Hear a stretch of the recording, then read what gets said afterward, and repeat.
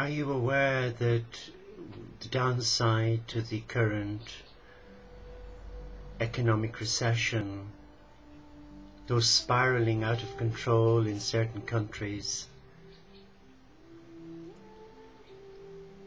is making us stop and think, which surely must be a good thing, because isn't it true that when life is hunky-dory, often complacency comes in and we become firmly set in a rut? And so too it is with spiritual impoverishment, where we need God's economy, where we need God's help to boost our economy, our reserves. But you know, I truly do believe that this recession that's affected all of us, rich and poor, has been a blessing in disguise. I truly believe in my heart that Mother Earth is in revolt with us for our greed and our selfishness, and for how we are treating this beautiful landscape, this beautiful earth and her energies. And I also believe that the Father, Mother God and the celestial beings of light, the Ascended Masters, and the whole galaxy of enlightened beings are looking down on us with a sense of real sadness, that we have taken our eye off the ball, that we've become more focused on this me culture. I want, I will get, I will have.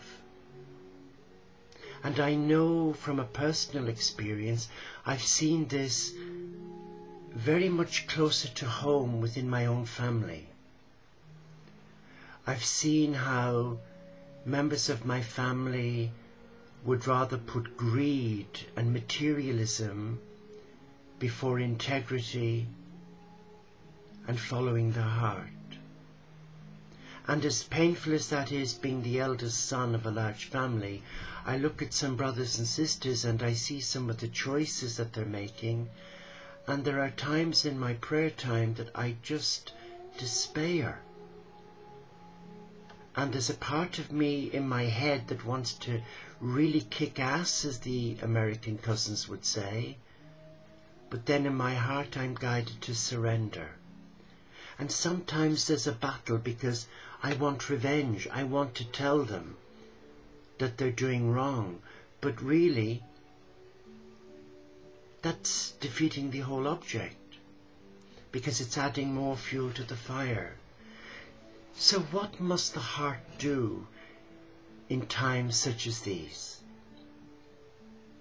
Well, I think it's good to look back on history. I think it's good to look back particularly on the Israelites, who were disgruntled, who were never satisfied, even when God brought water from the rock and manna from the desert to feed his beloved people.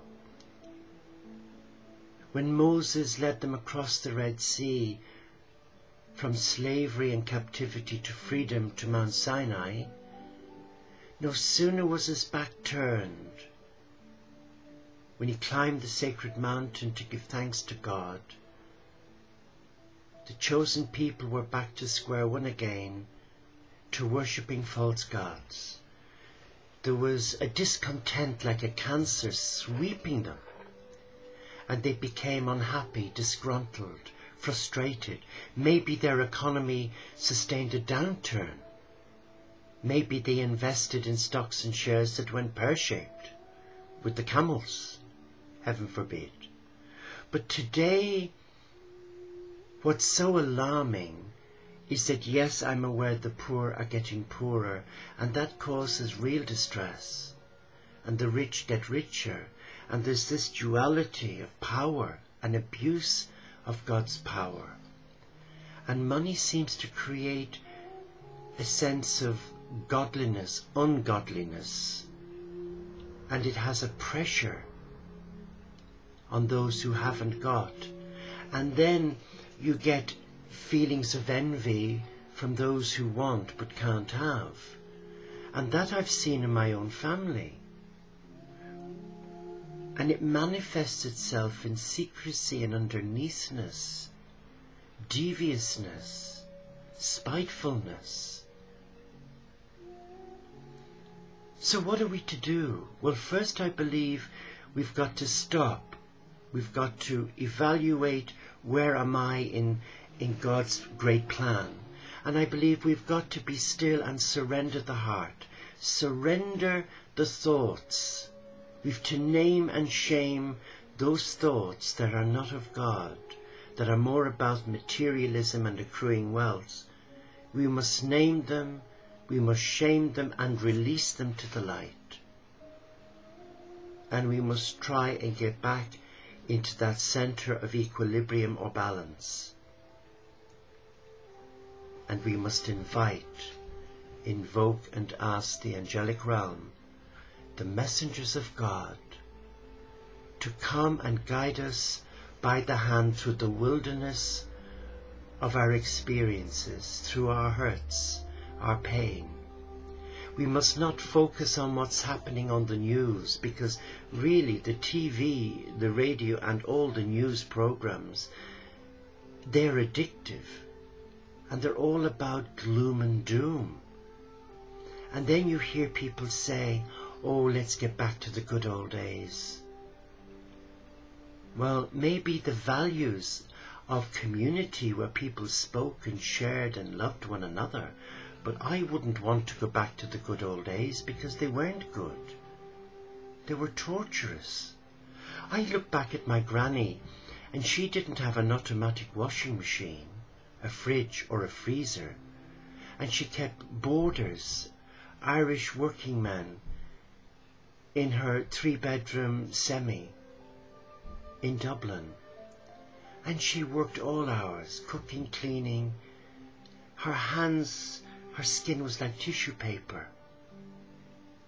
And she soldiered on, back-breaking though it was. And she gave lovingly to God. She surrendered her heart.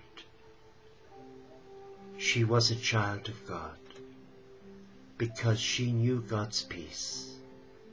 Do you know that